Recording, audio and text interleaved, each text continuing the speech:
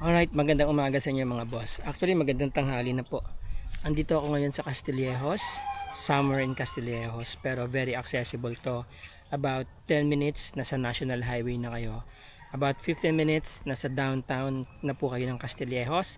By the way, nasa junction po ako ng tatlong bayan. Ano po? Castillejos, San Marcelino, and San Antonio. Okay, so malapit po ito sa downtown ng tatlong bayan na yan. In fact, marami na pong residente dito at napakabilis po ng ano dito, maubos yung mga subdivided lots, ano.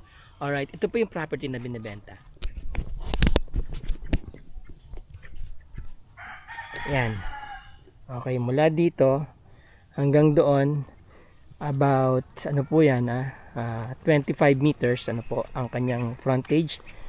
Alright, fronting to a concrete road, ano po. Dito sa may tricycle na yan, sa likod po niyan, pag kumaliwa kayo, palabas na po yan ng bayan ng Castillejos. So about 10 minutes from here, andun na po kayo sa Central Business District ng Castillejos. Dito naman po, papunta po ng San Antonio yan, coastal area. Pag pupunta kayo sa mga beach, ano po, sa Pundakit, sa Anawangin. So about 20 minutes from here, nandun na po kayo sa San Antonio coastal area. Diyan sa San Miguel, sa Pundakit. Okay, maluwag po ang kalsada, maluwag ang frontage. Alright. Hanggang dito po yung bakod niya. Ito. Pasok tayo mga boss.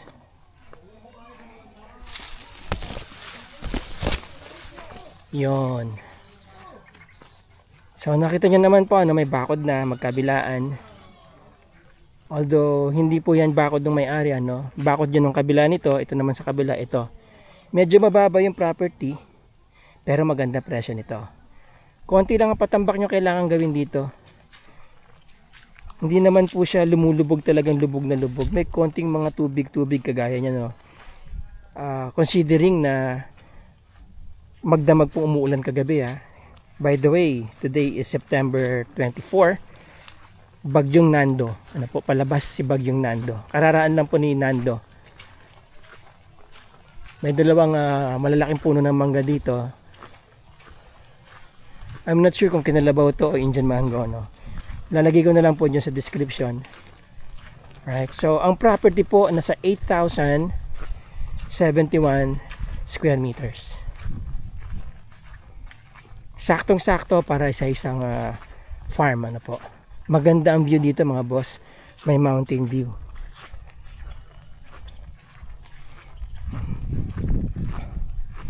Dire-diretso po yan hanggang doon.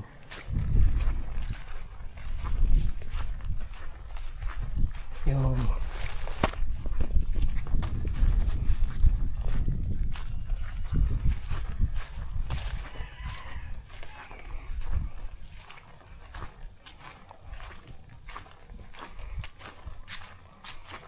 Merong ano dito, dati sigurong kulungan ng baboy yan. Yan. Diyan tayo galing, no? Okay. Castillejos is about 2.5 to 3 hours drive from Metro Manila. Very accessible po itong lugar na to. Ito na yan, no? Yan. Ano po yan, no? Bundok. Ito. Ang ganda ng view dito mga boss. Ayan, no. Hanggang dun po yung property sa tabi ng bundok, no. 8,000 square meters, almost 1 hectare po ito. Okay? Yan. Yun. Diba? Ang ganda ng view dito. Ayan, no. Talagang maulap po ngayon, ano. Try natin paliparin si Butchokoy, si Chokokoy, para makita po natin yung aerial view ng property.